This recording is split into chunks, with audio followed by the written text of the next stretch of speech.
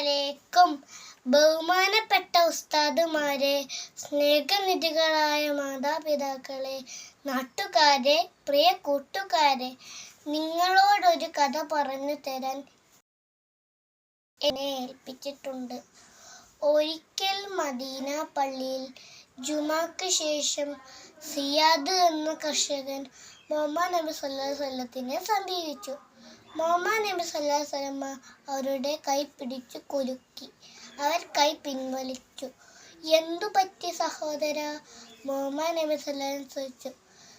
റസൂലേ, ഇത് പണിയെടുത്തതിൻ്റെ തഴമ്പുകളാണ്. ഞാനൊരു കർഷകനാണ്.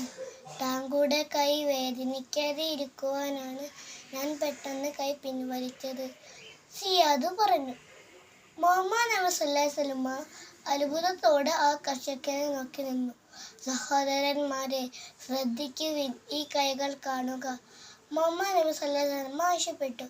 അനുയായികൾ ആകാംക്ഷാഭരിതരായി. മുഹമ്മദ് നബി സല്ലല്ലാഹു അലൈഹി വസല്ലമ സിയാദിന്റെ ഇരു കൈകളും മേൽപോട്ടുയർത്തി. അത് കണ്ട് അനുയായികൾ വിഷമിച്ചു.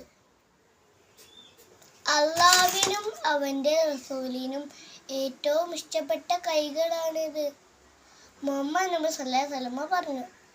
ഈ കൈകളിലെ പരിപരിപ്പവും നിറവ്യത്യാസവും കണ്ടില്ലേ? ഇതാണ് തഴമ്പ്. അധ്വാനത്തിന്റെ മഹത്വമാണ് വിളിച്ചോതുന്നത്, മുഹമ്മദ് നബി സല്ലല്ലാഹു അലൈഹി വസല്ലമ പറഞ്ഞു. സിയാദിന്റെ ഇരു കൈകളും അങ്ങോട്ടും ഇങ്ങോട്ടും വീശി. അത് കണ്ട് അനുയായികൾ ആദരവോടെ ആ കർഷകനെ നോക്കി നിന്നു. ഇത്രയും പറഞ്ഞ് ഞാൻ ഈ കഥ നിർത്തുന്നു. നിങ്ങളൊക്കെ എനിക്ക് വേണ്ടി ദുആ ചെയ്യണം. അസ്സലാമു അലൈക്കും.